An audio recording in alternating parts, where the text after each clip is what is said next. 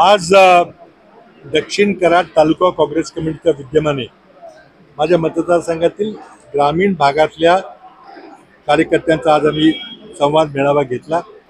मी त्या मेळाव्यामध्ये कार्यकर्त्यांचे धन्यवाद व्यक्त केले की त्यांनी जीवापाड प्रयत्न या निवडणुकीमध्ये केले। तेवढे 1 लाख लोकांनी काँग्रेस पक्षाला मतदान केलं। पुढची दिशा ठरवण्याकरता कराड शहराचा मेळावा असा काही दिवसात होईल।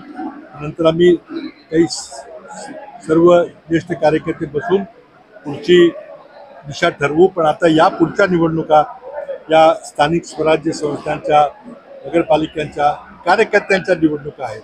त्या निवडणुकाला कसं सामोरं जायचं याचा आम्ही विचार करून ताकदीनं फुले शाहू आंबेडकर विचार यशवंतराव चव्हाणांनी जे या ठिकाणी प्रशासनाची शिस्त लावून दिलेली आहे, शिवछत्रपतींनी जो महाराष्ट्र राज्याची संकल्पना मांडली, तो विचार आम्ही टिकवण्याचा प्रयत्न करून कसल्याही परिस्थितीमध्ये वर्ण व्यवस्था महाराष्ट्रात पुन्हा येणार नाही याकरता प्रयत्नशील राहू।